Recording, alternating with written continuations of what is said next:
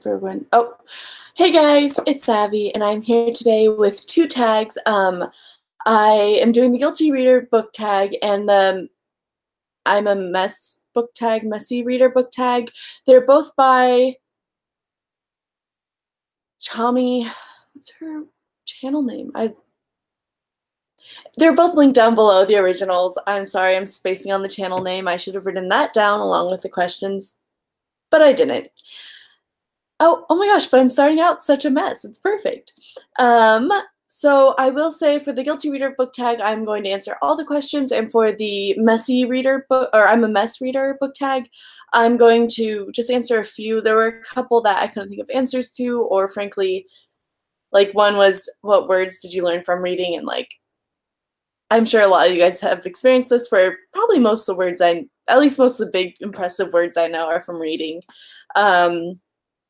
So I'm gonna get started now. Okay.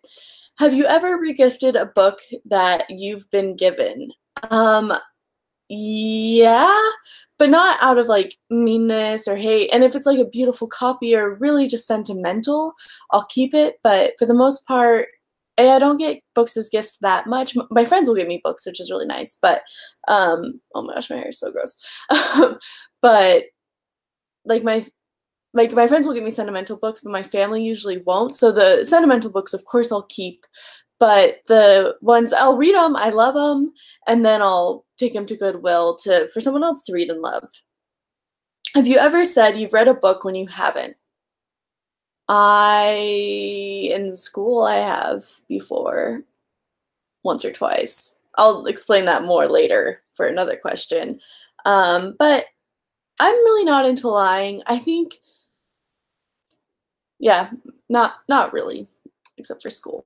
Have you ever borrowed a book and not returned it? No, I'm not a jerk. Have you ever read a series out of order, not on purpose? Also, I did read, like growing up, I read the Magic Tree House series, which that one doesn't really need to be in order. Although there were a few, like later on, other characters got added and they had like special magical reasons why they were doing stuff. And so that was confusing when I didn't read the first one first. But I've never intentionally read a series out of order. That was the worst growing up and going to the library all the time, was you'd pick up a book and it wouldn't be the first one, and then you'd want to read it, and then you'd be waiting for the first one, and then that was such a mess. Have you ever dog-eared a book? Yes, I have. When I was growing up, that my family was actually really into dog-earing books, and they told me that that was a good idea to do.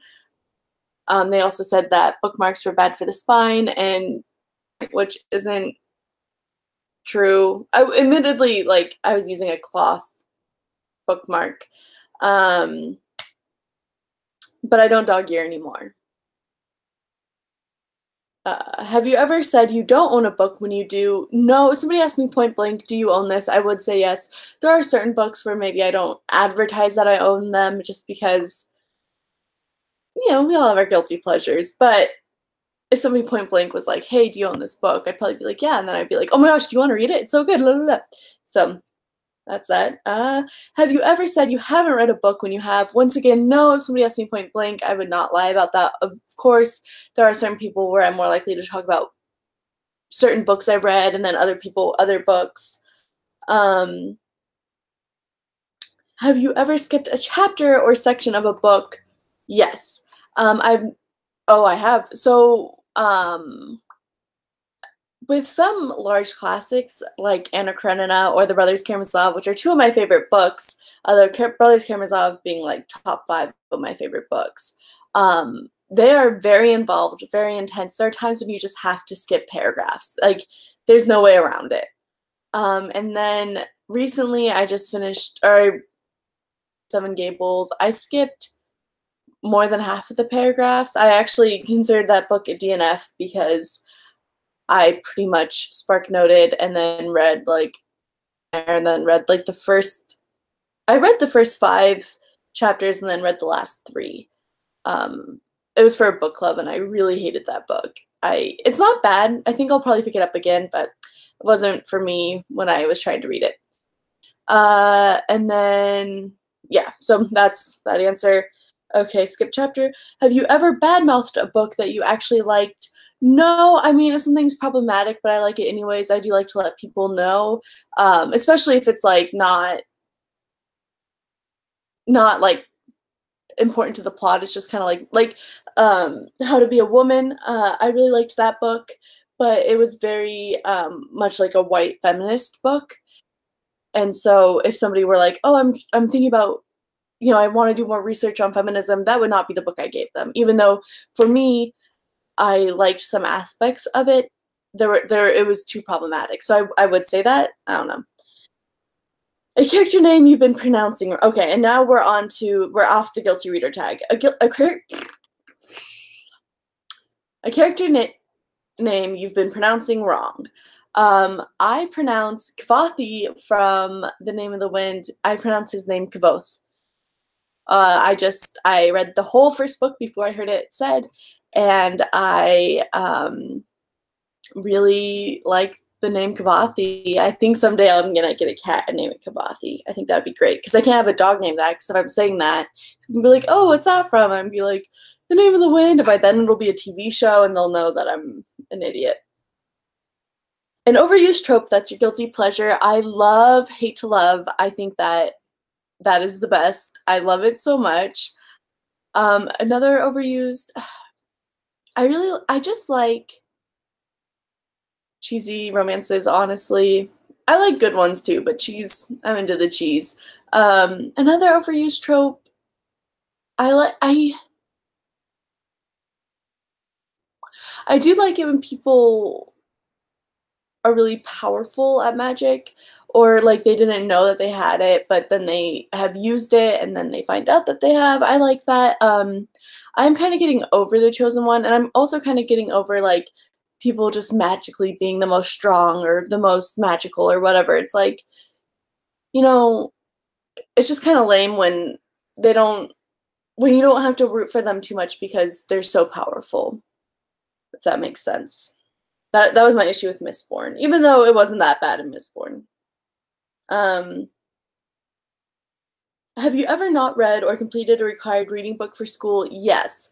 So I have, if a book was really dense, I would kind of skip bits and pieces of it, but I tried not to do that. But sadly, my mom got cancer when I was 18, and I was reading Thomas Hardy's Jude the Obscure, which is it's Thomas Hardy is such an amazing author, but Jude the Obscure is really intense, and I didn't read it. And honestly, fortunately, I was in a group with like 3 other people, and they were so nice. They told me all of what happened, and I didn't even have to like look it up online. It was just really nice of them to see that I was going through some tough stuff and reading, and that is some book that I want to pick up again because it's really beautiful, but the story is just so intense. If you're looking into Thomas Hardy, I'd recommend starting with Tess of the Duberville. I love it. I'm still reading it, but I love it. It's such a good book. So that that is the book that I didn't finish.